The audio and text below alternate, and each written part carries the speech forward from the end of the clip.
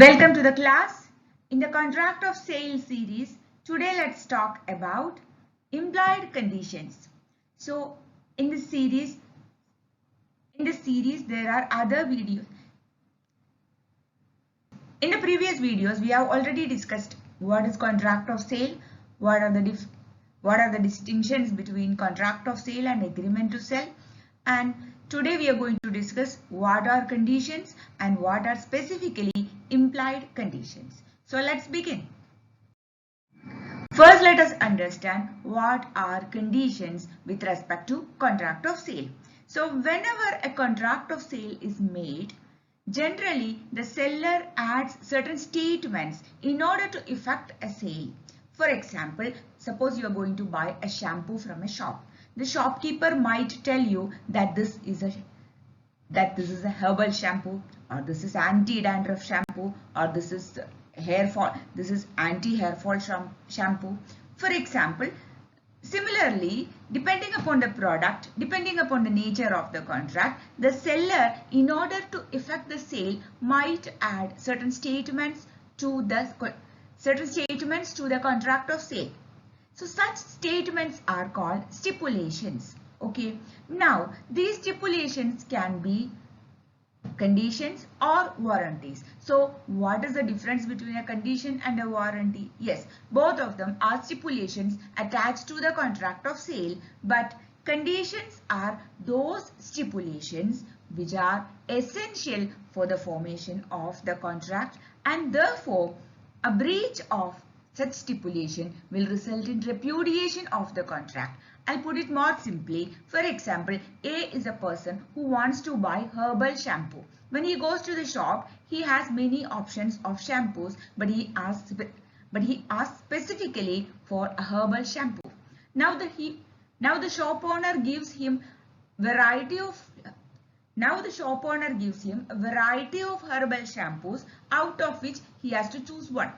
Therefore, the shop owner adds him. Here the shop owner is the seller. The seller adds a statement that this is a herbal shampoo. Not only herbal, it will act against anti-dandruff also.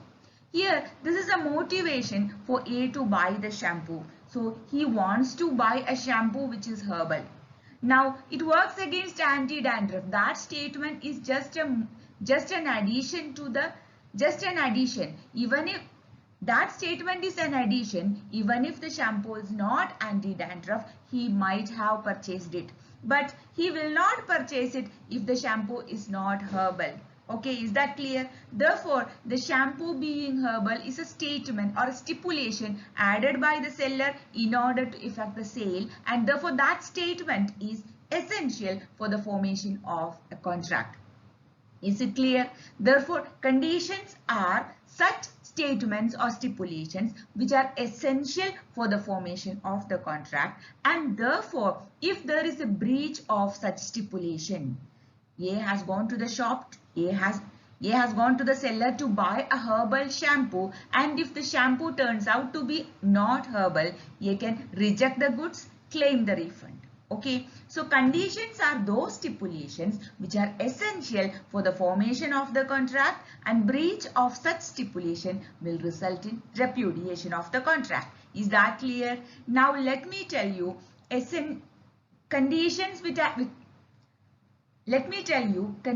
which are attached to contract of sale can be both expressed and implied too.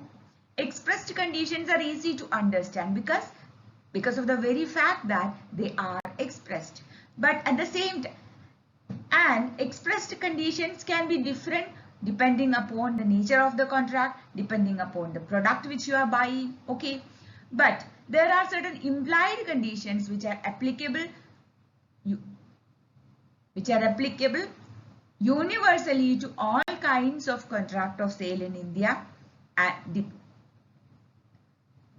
There are certain implied conditions which are applicable universally to all kinds of contract of sale in India, and they are applicable irrespective of the nature of the contract or the product which you are buying. Okay, so in this video we are going to understand what are those implied conditions, even though they are not expressed, even though they are not even though they are not expressed, are part of every contract of sale. Let's see. Yes, we are going to understand implied conditions in a contract of sale. The first one, as we all know, only an owner of the product or an owner of goods can sell it. That is the basic principle of transfer of ownership. If you are not an owner, you have no right to sell the product, because if you are not an owner, you cannot transfer ownership. That is a simple fact. And therefore, when you are buying goods from a person, you can assume that the one who is selling is the real owner. He has got the real title to sell it. Okay. And in case if the buyer suffers due to the lack of title or the defect in the title of the seller, he can reject the goods. Say for example, A is selling goods because A is the owner. If A is having stolen goods, he has no right to sell it. Okay. And if A sells stolen goods to B, B should not suffer because of the defective title of A, because B has every right to believe that the seller has a clear title. This is first implied condition. Okay. Now let's see description. There are certain products and goods which are sold solely based on description given by the seller. In such cases, buyer has every right to assume that the product will be according to the description given, exactly the same how it is described by the seller. Same thing is applicable if the sale is affected by sample. If you have given a sample to use, and when you are selling the bulk product, the quality of the bulk product must be matching to that of sample. There are sales which are affected by both description and sample. In such cases, the product should match both description as well as sample. Yes, fitness for buyer's purpose. This is not universally applicable, but it is applicable in cases where the seller knows who is going to buy it, particularly products like toys, which are used by small children, and products used by old people, medical equipments. So in such cases, seller is aware of the purpose of the buyer, and therefore in all such situations it is expected that the product is made or the goods sold are matching to the purpose for which the buyer is buying, because seller knows the purpose of it. Okay. Now this is a universally implied condition that whenever you are selling a product, the product is that of a merchantable quality. It must meet a minimum standard which is necessary for bringing it into the market. Implied condition as to wholesomeness is applicable. Implied condition as to wholesomeness is applicable only to those products which are sold for edible purposes. Goods sold for human consumption, the manufacturer and the seller owes an obligation towards the ultimate consumer, even if the ultimate consumer is not the immediate buyer.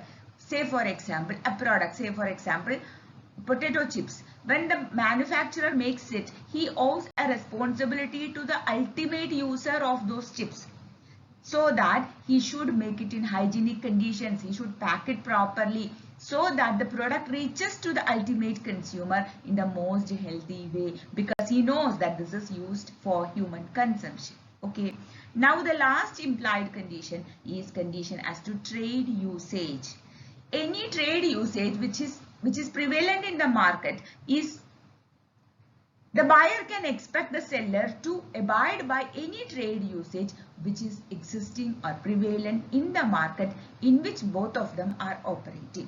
Okay, so these are the implied conditions which are universally applicable to all kinds of contract of sale. I hope it's clear to you. If you have suggestions, doubts and comments, please make use of the comment box. I'll be happy to help.